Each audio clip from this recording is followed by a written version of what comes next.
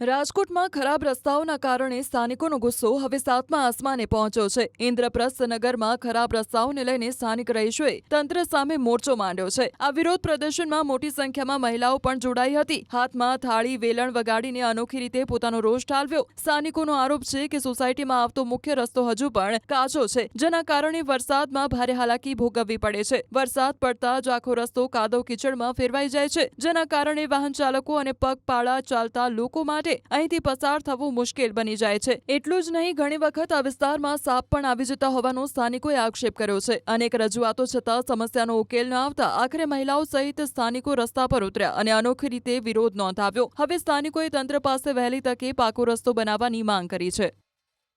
રાજકોટ શહેરના ward number 1 માં આવેલા ઇન્દ્રપ્રસ્થ અને બંસી પાર્ક સોસાયટીની મહિલાઓ અત્યારે વિરોધ કરી રહી છે। હાથમાં થાળી છે, વેલણ છે અને વેલણ સાથે વિરોધ કરી રહ્યા છે।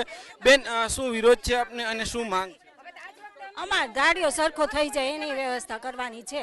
આટલા ખળબળ ને પાણા ને બધું એક બાજુ હોતું નથી। કચરા એટલા હોય છે, જીવજંતુ નીકળે છે। કોઈ નાના છોકરાઓને નીકળીને લઈ જવું હોય તો કોઈ વ્યવસ્થા નથી અહીંયા। અમે હા સાપ હોત નીકળે છે, એટલે ગાડીઓ તો સરખો કરવાની વ્યવસ્થા કરો જ તમે। અહીંયા અન્ય બહેનો છે, આપણે એમની સાથે પણ વાત કરીશું। બેન, શું કહેશો, શું પ્રશ્ન છે અને શું અમારે અહીંયા લાઇટો નથી ને રોડ નથી। અહીંયા અમને રોડ કરી દો ને લાઇટો નથી, લાઇટો કરી દો અને અહીંયા ગાર્ડન કરે છોકરા માટે, બસનો કઈ ઈલાજ કરી દો। બસ બધા આવે, બસ વાળા બધા જે રીતના અહીંયા અન્ય બહેનો છે, આપણે એમની સાથે પણ વાત કરવાનો પ્રયાસ કરીશું।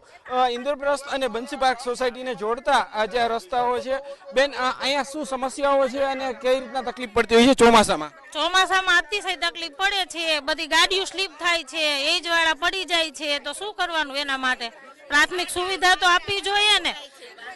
લેડીઝો રાતની અહીંયાથી નીકળી નથી શકતી, કારણ કે સ્ટ્રીટ લાઇટો નથી। અહીંયા અંધારું કેટલું પડે છે ને એમાં ગાડી ઉપર સ્લીપ થાય છે, તો શું કરવાનું અમારે? કેટલી ટાઈમ કેટલી વાર અમે કીધું, કોઈ ધ્યાનમાં જ નથી લેતું। એટલે હવે તો આ ચોમાસામાં વધારે પ્રોબ્લેમ થઈ ગયો છે, શું કરવું અમારે?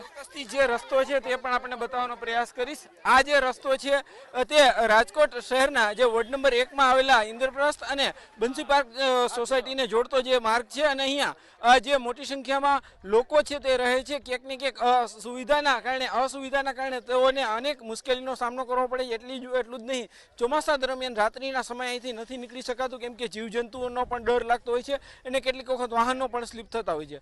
હાર્દિક જોશી, ન્યૂઝ 18 ગુજરાતી, રાજકોટ।